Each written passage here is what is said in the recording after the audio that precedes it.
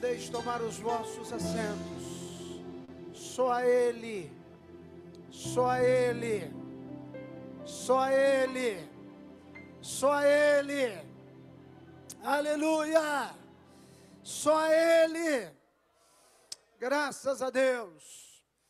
Queridos irmãos, nessa próxima quinta-feira, pastor José Silva, que passou aqui mais de ano conosco, ele vai estar assumindo a congregação ali do Sarandi, Monte das Oliveiras. A posse dele será nessa próxima quinta-feira. Eu sei que ele tem muitos amigos, nesse curto espaço de tempo que ele passou por aqui, fez muitas amizades, e nós queremos convidar a igreja para estar prestigiando o pastor José Silva nessa próxima quinta-feira, ali no Monte das Oliveiras, no Sarandi. Queridos irmãos, livro de Eclesiastes, capítulo 3, e o verso 9. Tivemos, nessa última sexta-feira, uma maravilhosa e abençoada vigília ali no Córrego do Arrozal. Foi coisa tremenda. E as nossas vigílias por região, elas estão consolidando um projeto, um sonho, que eu tinha de estarmos aí fazendo todo esse trabalho de vigília no nosso campo de trabalho. Nós tivemos a vigília da região 2 e tivemos a vigília da região 8 e da região 9. Nós teremos agora a próxima, a nossa vigília geral aqui no Templo Central. Mas antes de ler esse texto de Eclesiastes 3 e 9, posso contar uma bênção? Posso? Os irmãos gostam de ouvir bênçãos? Então dá, vai uma bênção aí. Essa semana que passou, Deus deu uma grande vitória para a nossa igreja. Deus deu uma grande vitória para a nossa igreja.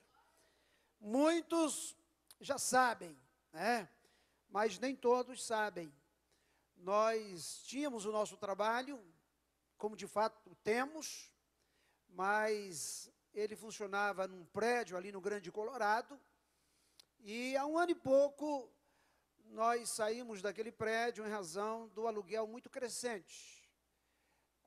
Quando o pastor José Luiz ainda pastoreava lá, a dona do imóvel queria nos cobrar mais de 10 mil reais de aluguel, e estava bastante pesado, oneroso para a igreja, e nós resolvemos procurar um lugar, um espaço menor, mas que coubesse dentro da receita da igreja. E nós mudamos para um salão pequeno, ficamos lá um tempo, tivemos problema, e alugamos um outro, onde a igreja está funcionando hoje, e o salão que era o nosso sonho, era o nosso pedido para Deus, ficou lá sem alugar mais de um ano. Na verdade, quase 2 anos sem alugar. A mulher pediu 12, pediu 8, depois estava alugando por 6 e não alugou. Aí ela resolveu vender. E aí nós compramos. Amém? Aí nós compramos. Aí se você perguntar, pastor, está sobrando dinheiro? Está nada. Foi pela fé. E nós vamos pagar em nome de Jesus. Veja o milagre. Eu não contei ainda a maior parte do milagre. A dona do imóvel, ela pediu inicialmente 1,5 milhão. Quando me disseram que era 1,5 milhão, eu disse, esquece. Só que Deus trabalha, não trabalha? Deus trabalha. Primeiro ele trabalhou tirando a gente de lá. Foi Deus que nos tirou de lá. Porque se Deus não nos tira de lá, até lá estaríamos hoje, pagando, quem sabe, 12 mil de aluguel, né? Então Deus nos tirou de lá. E depois, quando a mulher colocou esse preço, Deus usou um comerciante lá de perto, para ir lá, conversar com o corretor, perguntar quanto que era. Aí ele perguntou para o corretor, quanto que é? O corretor diz, ela está pedindo 1,5 milhão. Ele diz, eu dou 750. Aí, o corretor, por questão de obrigação do seu ofício, disse para a mulher que o homem lhe dava 750, mas para quem estava querendo 1,5 milhão, estava muito distante, né? O certo é que passou,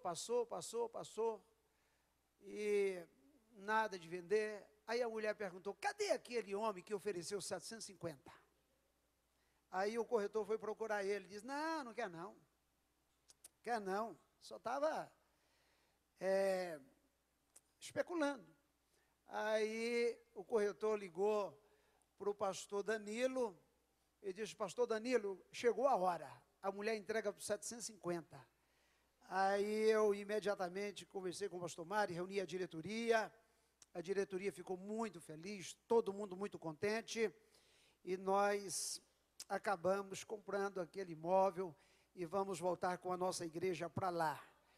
É uma área de mais de 800 metros quadrados, 850 metros quadrados, tem lá, na verdade, um shopping naquele lugar, é um grande prédio, que dá para a gente fazer tudo, e naquele lugar não tem mais nenhum imóvel para ser vendido, o que tem é bem pequeno, então eu só posso acreditar que Deus cuidou de nós, e abriu porta e fechou porta, ao mesmo tempo, para que esse negócio fosse feito. E eu fico feliz, porque hoje, praticamente, nós só temos mais um imóvel para comprarmos aqui no Distrito Federal, de onde nós temos trabalho. Na verdade, hoje, nós só temos uma necessidade muito grande, Águas Claras. Todos os demais nós já compramos. Compramos Denox, compramos o condomínio Serra Azul, compramos Buritizinho, compramos Samaria, e compramos Nova Colina, né, Catalão, graças a Deus, e agora só falta Águas Claras. E eu tenho certeza que Deus vai nos dar um lote em Águas Claras. Eu tenho certeza. Então, eu precisava de compartilhar isso com a igreja, porque é vitória da igreja. Amém? É vitória da igreja. Deus tem nos abençoado grandemente. Isso graças à sua contribuição, à compreensão que você tem da obra de Deus. Continue contribuindo, porque se você continuar contribuindo, a obra também vai continuar em expansão. Amém? Queridos irmãos, Provérbios capítulo 3, verso 9. Eclesiastes, né? Pronto, valeu o teste. Eclesiastes 3 e 9. Que bom, né? Igreja ligada. 3 e 9. Alegria ter aqui o evangelista irmão Eliseu, a gente estava com tanta saudade dele. Pena que ele está lá e cá, e depois vai ficar só lá, né? E ele vai sentir saudade da ADS. Já está, né? Já está sofrendo. E a gente vai sentir também muita saudade. A casa dele vai ser ADS em Curitiba. E ai de quem for em Curitiba não visitar ele, né? E ele será o eterno professor da coinonia também aqui, né? Ele vindo a Brasília sempre será muito bem-vindo, cooperou conosco muito tempo, a gente sente muito, mas é uma necessidade e a gente também compreende isso, né? Deus tem os seus caminhos, então Deus abençoe o evangelista Eliseu. Então, Provérbios 3, Eclesiastes 3, verso 9. Que vantagem tem o trabalhador naquilo em que trabalha? É uma pergunta. Você pode repetir comigo? 1, 2, 3. Que vantagem tem o trabalhador naquilo em que trabalha? Mais uma vez. Que vantagem tem o trabalhador naquilo em que trabalha?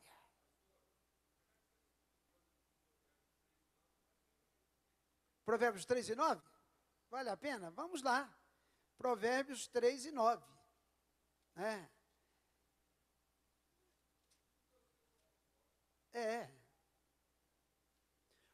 Honra o Senhor com os teus bens e com a primícia, ou com a primeira parte de todos os teus ganhos.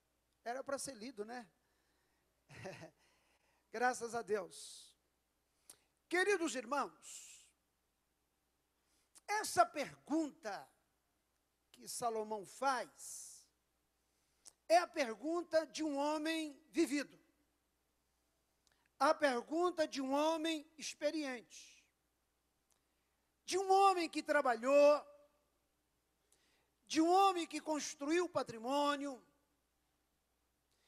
de um homem que realizou sonhos, e depois de todo o seu labor, ele quer saber qual é o sentido, qual é o significado do trabalho. Dizem os estudiosos do comportamento humano, os estudiosos da dinâmica humana, da dinâmica social, de que a grande crise do indivíduo é a crise de sentido, é a crise de significado. É a mãe encontrar o sentido de ser mãe. É o pai encontrar o sentido de ser pai. É o advogado encontrar o significado, o sentido da sua vocação e da sua profissão. É o professor, é o engenheiro, é o magistrado, é o funcionário público, é a dona de casa. A pergunta que Salomão quer resposta é exatamente para o sentido do trabalho. É para o significado do trabalho.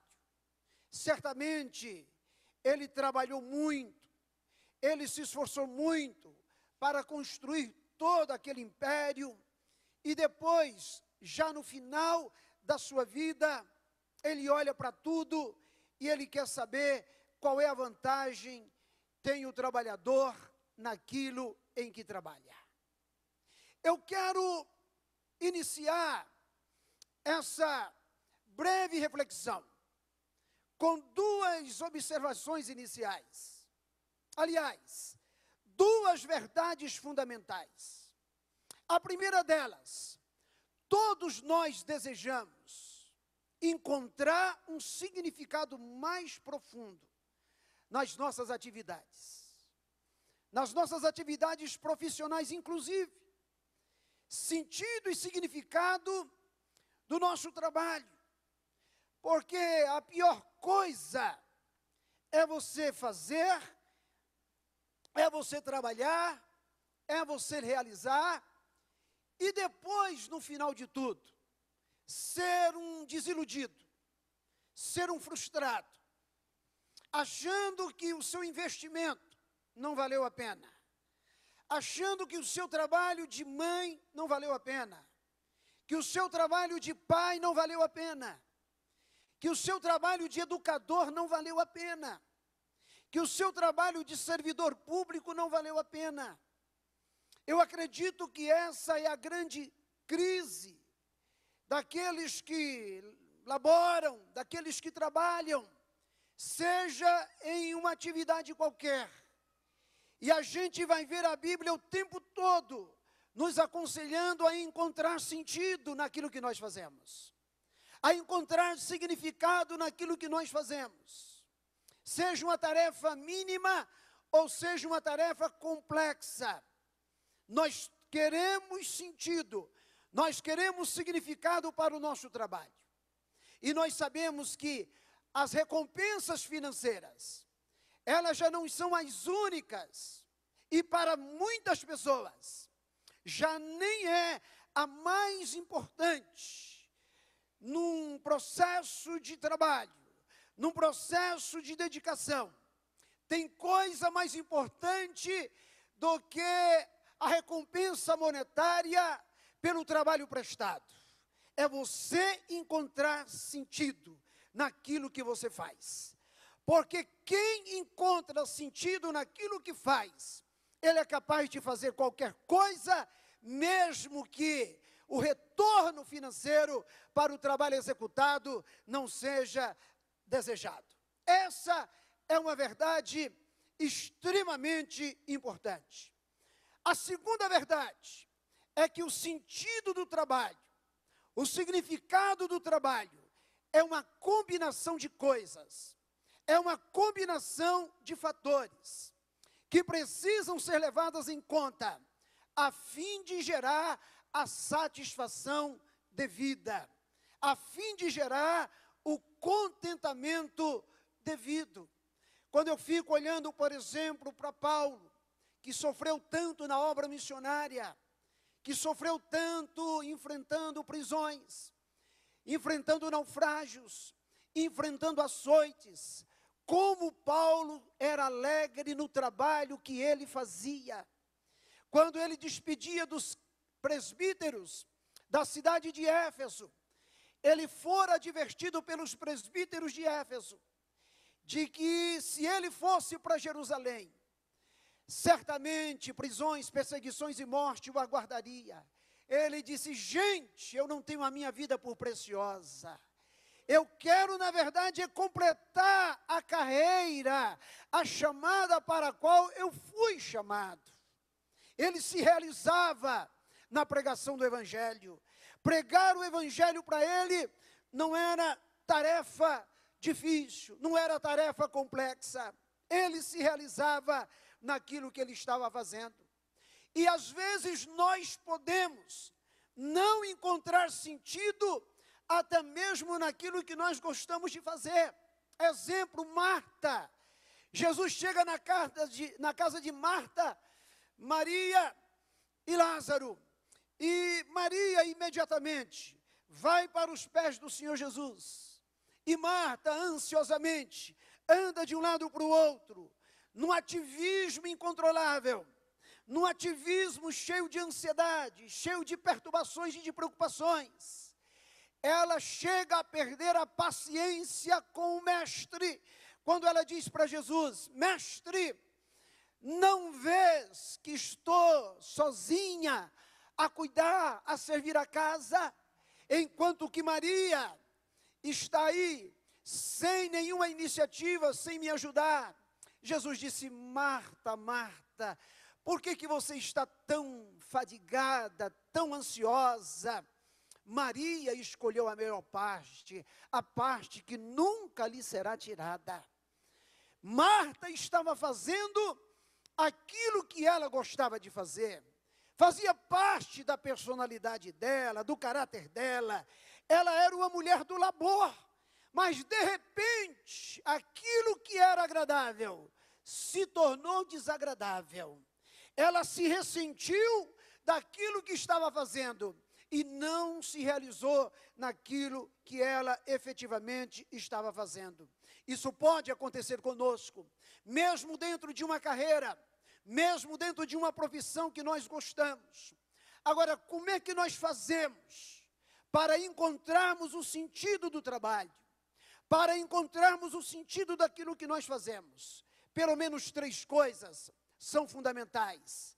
Eu quero destacar 3 características que são essenciais para que a gente possa encontrar o sentido do trabalho.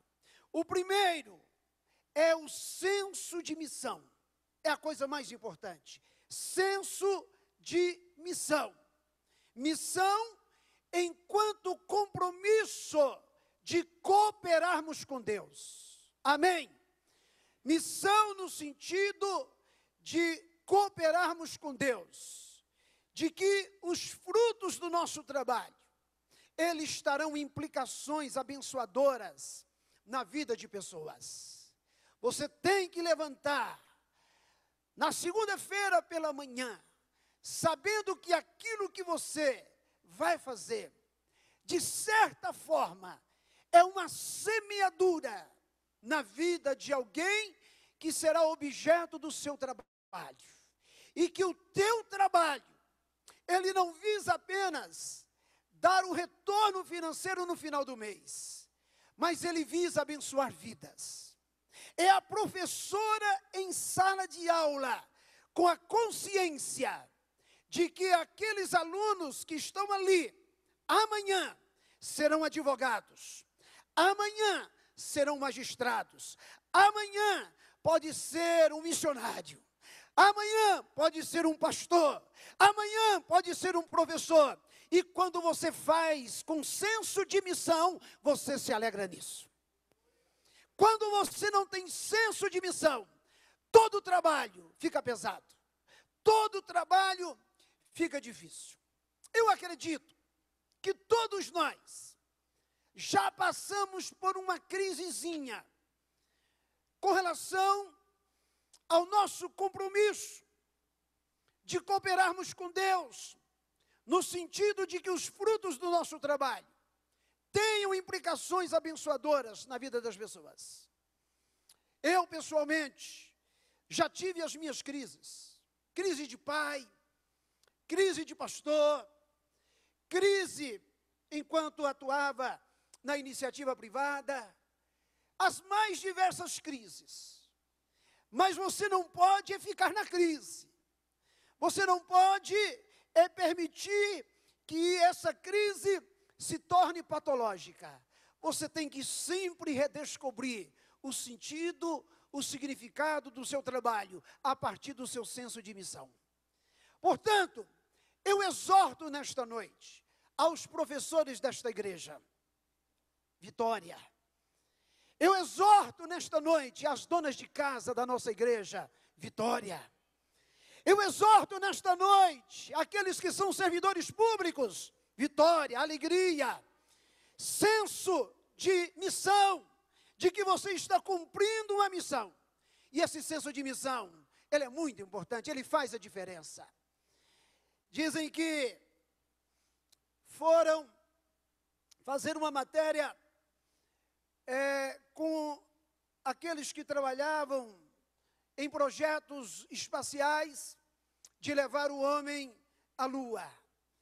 E o jornalista, ele chega exatamente ali na base americana de lançamento de foguetes, na NASA, e começa a entrevistar todo mundo. A primeira pessoa que ele entrevista era uma pessoa da limpeza. O que você faz aqui? Estou trabalhando para levar o homem à Lua. Ela não era, na visão dela, uma simples cuidadora da limpeza. Ela se via como participante de um projeto maior. De certa forma, ela se colocava no nível de igualdade com todos que estavam trabalhando naquele projeto. Quando você está em sala de aula, você pode responder com alegria: estou formando os profissionais do futuro. Estou formando a geração do futuro. E se você tem esse senso de missão, você entenderá que essa é uma forma de cooperar com Deus na construção de uma sociedade mais justa, de uma sociedade mais igualitária.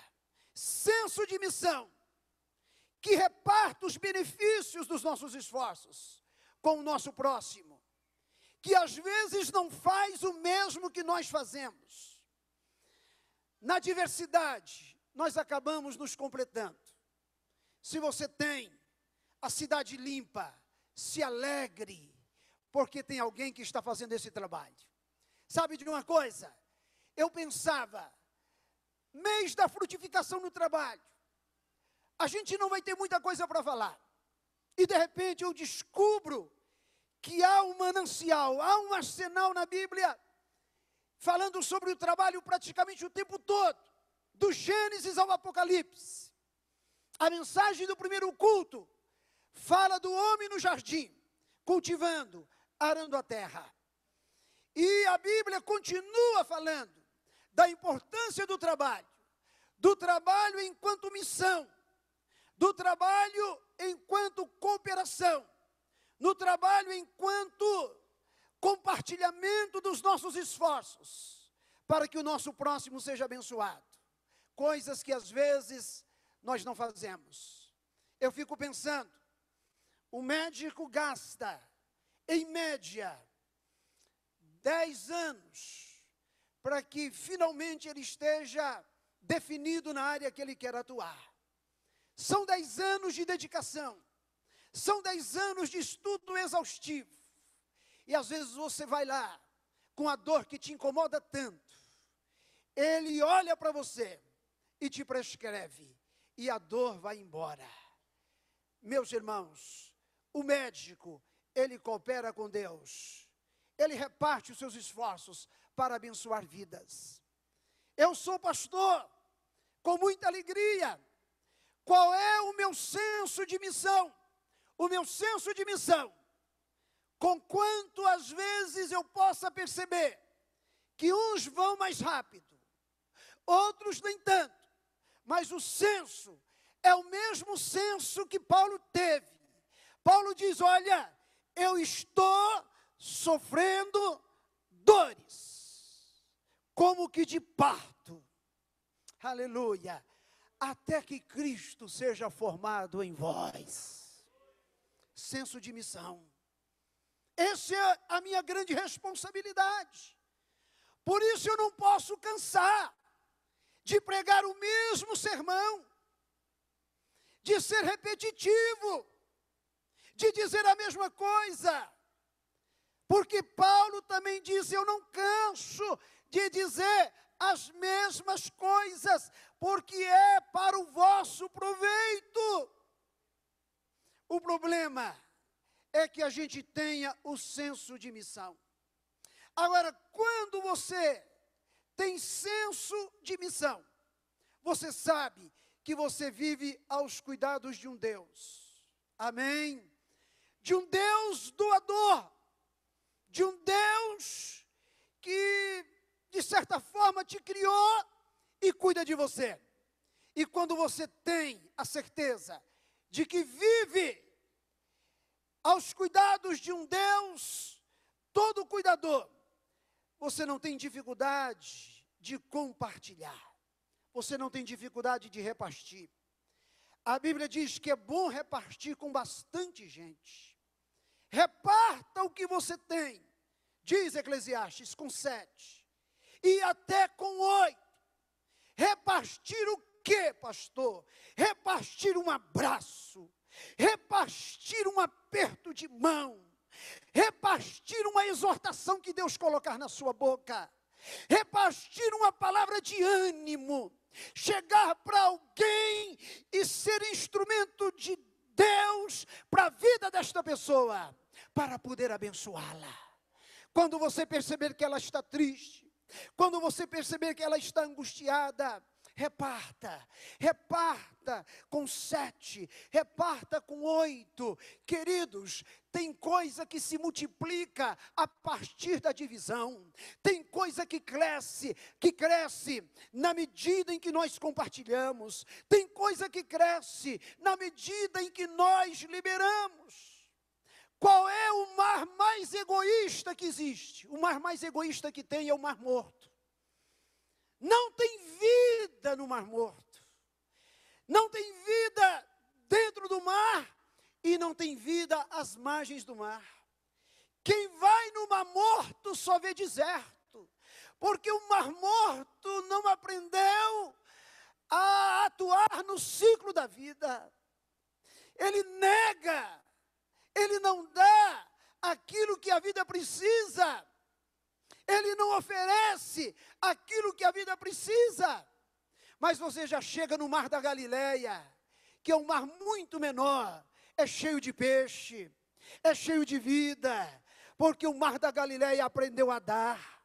Quando você anda em Israel, você vê pomares por todos os lados, você vê lavoura de melão, você vê lavoura de pepino, você vê lavoura de fruta, de laranja, e tudo carregado, tudo irrigado pelo processo de cotejamento através do mar da Galileia, que na verdade é um lago.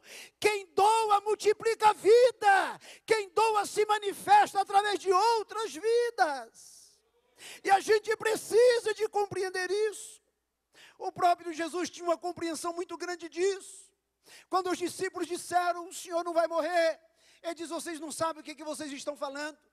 Se o grão de trigo ficar sozinho e não morrer, ele não dá frutos, ele não multiplica. Ele estava falando da sua morte.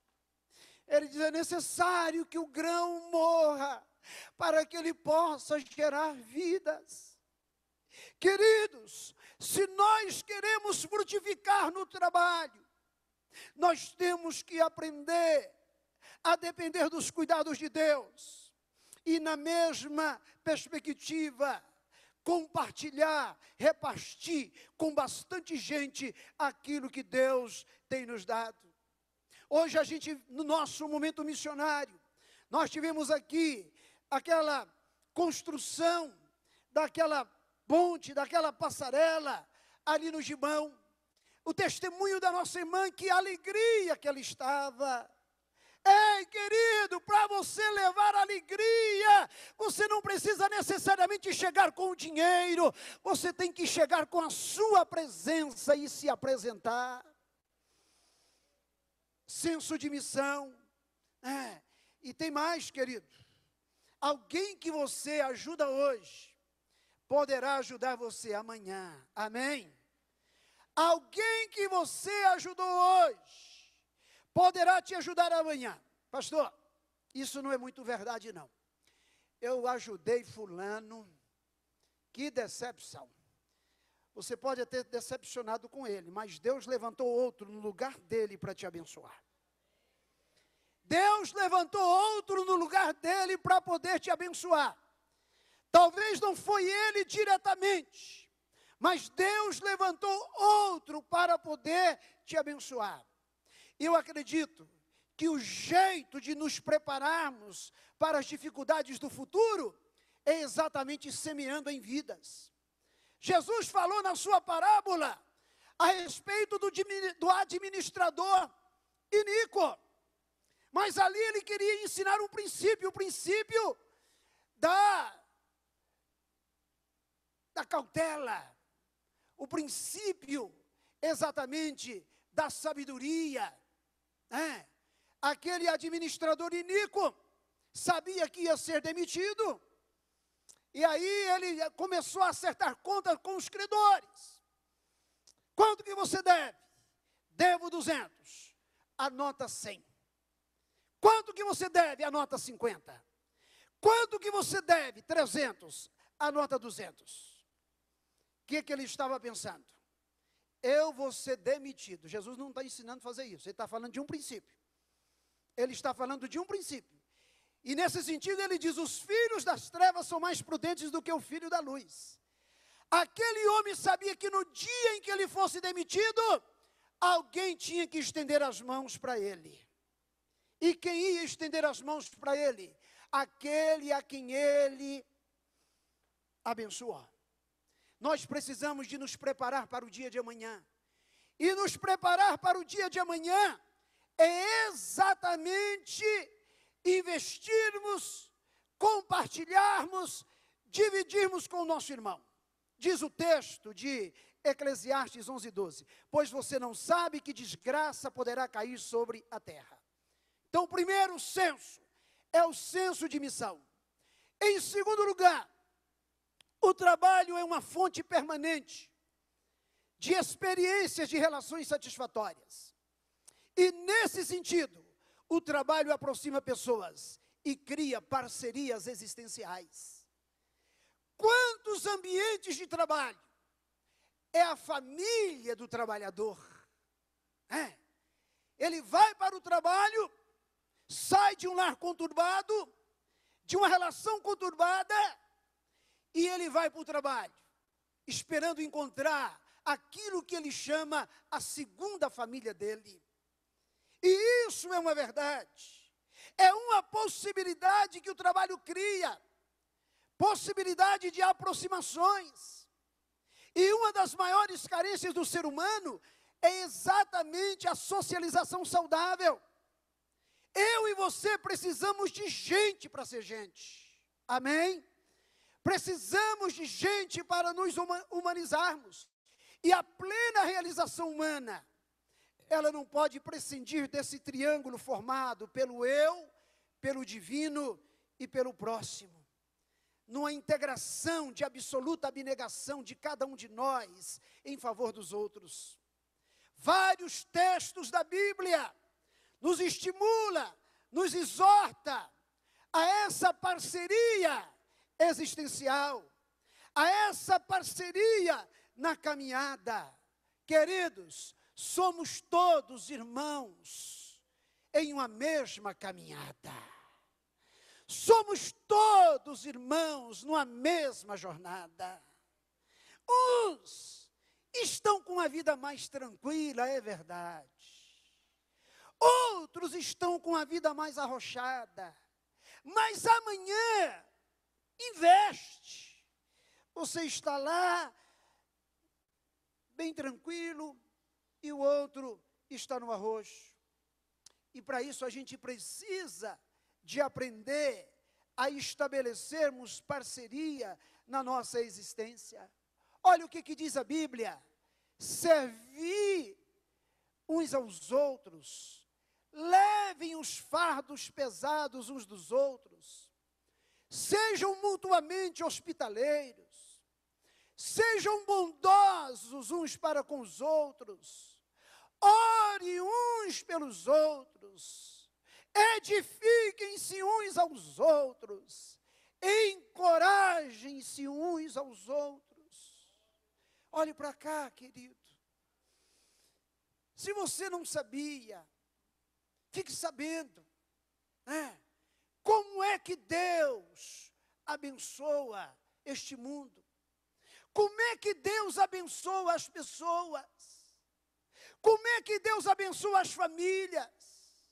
Deus abençoe a família através dos instrumentos que Ele tem. Você é um veículo da bênção de Deus. Você é um veículo da bênção de Deus. Jacó chega na casa de Labão, começa a trabalhar para Labão. E olha que Jacó era um crente fraco, mas tinha um coração, tinha motivação, ele queria conhecer a Deus. E ele começa a trabalhar para Labão, e o gado de Labão começa a crescer, e a fazenda de Labão começa a encher de gado. Um dia Jacó disse: eu quero voltar para a casa do meu pai. Aí ele procura Labão e diz: olha, eu vou voltar. Labão disse: não volta não, porque desde o dia em que você chegou aqui, eu sinto que Deus tem me abençoado. Eu chamo isso de bênção de segunda mão. Tem muito marido ruim que Deus está abençoando por causa da mulher. E tem muita mulher custosa que Deus está abençoando por causa do marido. Muitos filhos difíceis que estão debaixo da bênção do pai e da mãe. Que estão debaixo da bênção do pai e da mãe. Então, nós somos o veículo de Deus para levarmos a paz, a bênção. A Bíblia diz: quão formosos são os pés daqueles que anunciam as boas novas. Irmão, você pode ser o remédio para um coração aflito. Você pode ser a resposta de Deus num dia escuro. Você pode ser a resposta de Deus para alguém que está atravessando o vale escuro. E é nesse sentido que nós podemos e devemos enxergar a importância do nosso trabalho. Mas em terceiro lugar, o trabalho ganha sentido quando é capaz de nos proporcionar também garantias de segurança e uma certa autonomia equilibrada. Com o trabalho, a gente ganha dinheiro. Sim ou não? Sim ou não? Sim. Dinheiro para quê? Dinheiro para viver. Amém? Para ganhar respeito, admiração e, acima de tudo, dignidade. Né? Não tem nada melhor do que você adquirir as coisas com fruto do seu trabalho. Amém? Amém? A minha mãe aposentou-se com um salário mínimo. E a maior alegria dela é, com esse salário mínimo, ela poder me dar um presente. É ela poder dar um presente para uma filha. É ela poder dar um presente para um neto. Porque aquele salário é fruto do trabalho dela. Seria totalmente diferente se eu chegasse lá e dissesse: mãe, tome esse presente para mim, para que a senhora me dê de volta. Eu iria constrangê-la. Por mais que ela não tenha os recursos, com o salário que ela ganha, ela tem dignidade, ela tem realização, ela tem o respeito. E Salomão, muito sábio, ele diz: olha, eu descobri um negócio. Infelizmente descobriu já muito velho, né? Porque quando ele escreve Eclesiastes, ele já estava bastante velho. Mas ele diz: eu descobri. Bem que ele descobriu, passou para a gente, né? E a gente não precisa de ficar velho para poder descobrir o que Salomão descobriu na sua velhice. Ele diz o seguinte: eu descobri também que poder comer, amém? Ei, é espiritual. Poder comer, poder beber e ser recompensado pelo seu trabalho é um presente de Deus. Amém? Amém? Irmão, traga um camarão internacional. Glória.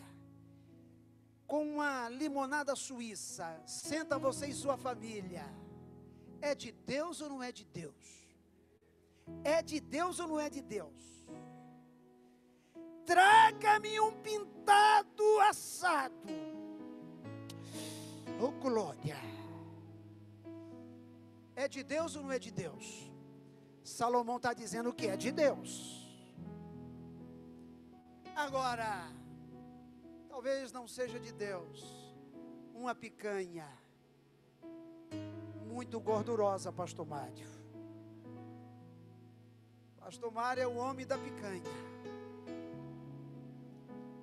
Um dia ele e o pastor Lázaro quase perderam um voo de Cuiabá para Brasília, porque começaram a degustar uma picanha.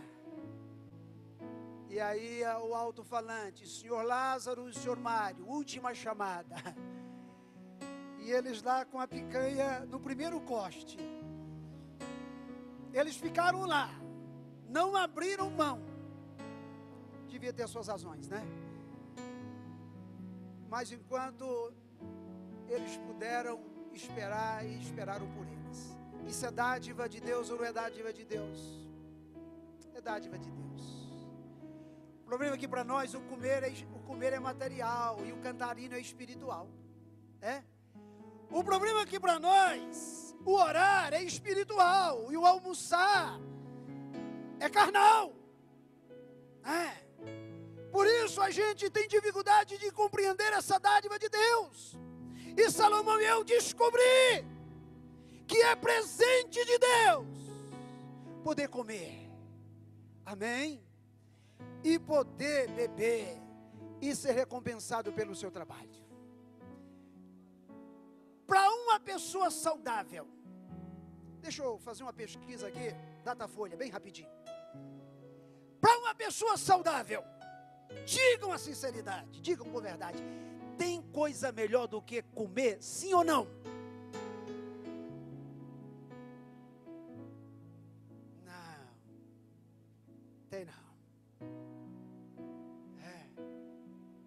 Rapaz, almoçar na hora certa, jantar na hora certa, comer é um presente de Deus. Ele diz: olha, eu descobri também que poder comer, beber e ser recompensado pelo seu trabalho é um presente de Deus. Levante a sua mãozinha direita para os céus. Diga comigo: Senhor, eu te agradeço pelo presente diário, pelo pão diário, pelo cuidado diário. Aleluia. Pai nosso que estás no céu, santificado seja o teu nome, venha o teu reino, seja feita a tua vontade, assim na terra como no céu. O pão nosso de cada dia.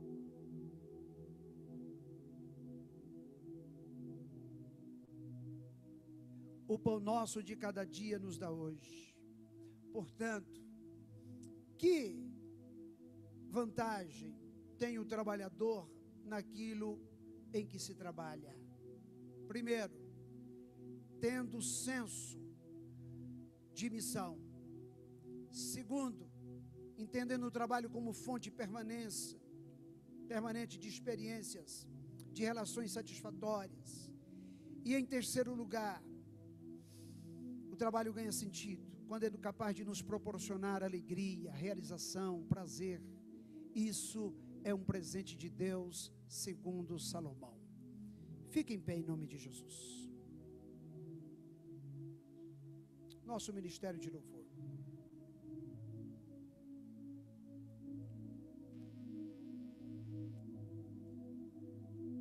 Eu quero te convidar agora a fazer uma oração. Uma oração de gratidão a Deus. Uma oração de gratidão a Deus pelo trabalho, pela provisão, pelo cuidado. Fecha os teus olhos. O salmista diz: fui moço, agora sou velho, nunca vi o justo desamparado, nem a sua descendência mendigar o pão. Deus cuida de nós, Deus cuida de mim, Deus cuida de você. Fecha os teus olhos agora e agradeça a Deus. Diga para Ele: Paizinho, eu me sinto tão cuidada, eu me sinto tão cuidado por Ti. Eu me sinto como uma criança no colo do Pai.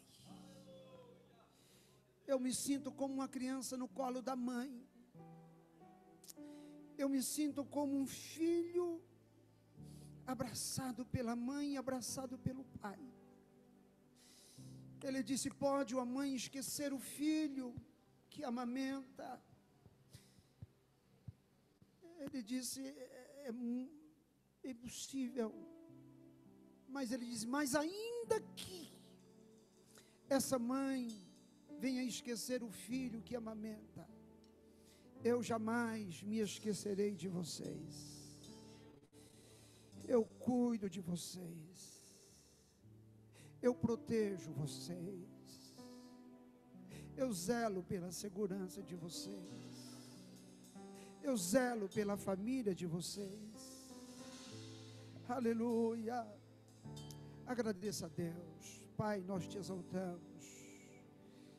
Eu não tenho, Senhor, tantas coisas para te dizer, porque me falta, Senhor, o vocabulário com riqueza para poder te agradecer por tudo.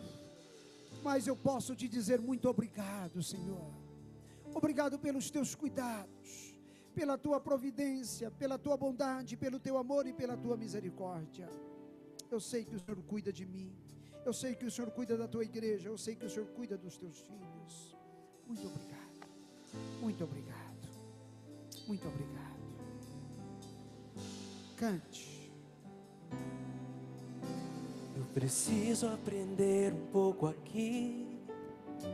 Eu preciso aprender um pouco ali. Eu preciso. Eu preciso aprender mais de Deus, porque Ele é quem cuida de mim. Ele cuida. Se uma porta se fecha aqui, outras portas se abrem ali. Eu preciso aprender mais de Deus, porque Ele é quem cuida de mim. Deus cuida de mim. Deus cuida de mim. Na sombra das suas asas, Ele cuida. Deus cuida de mim. Eu amo a sua casa. Aleluia. E não ando sozinho, não estou sozinho, pois sei, Deus cuida de mim. Deus cuida de mim. Na sombra das suas asas, Deus cuida de mim. Eu amo a sua casa. Aleluia. E não ando sozinho, não estou sozinho, pois sei, Deus cuida de mim. Se na vida não tenho direção e preciso tomar decisão, eu sei que existe alguém que me ama. Ele quer me dar a mão. Se uma porta se fecha aqui, outras portas se abrem ali. Eu preciso aprender mais de Deus, porque Ele é quem cuida de mim. Ele cuida. Deus cuida de mim. Toda a igreja. Deus cuida de mim. Na sombra das suas asas, Deus cuida de mim. Eu amo a sua casa. E não ando sozinho, não estou sozinho, pois sei, Deus cuida de mim. Deus cuida de mim. Na sombra das suas asas, Deus cuida de mim. Eu amo a sua casa. E não ando sozinho, não estou sozinho, pois sei, Deus cuida de mim. Temos alguém aqui nesta noite para Jesus, que quer se entregar aos cuidados de Jesus? Alguma pessoa que ainda não tomou essa decisão, que ainda não entrou por esse caminho? Eu quero te convidar a vir aqui à frente, para que a igreja possa orar por você.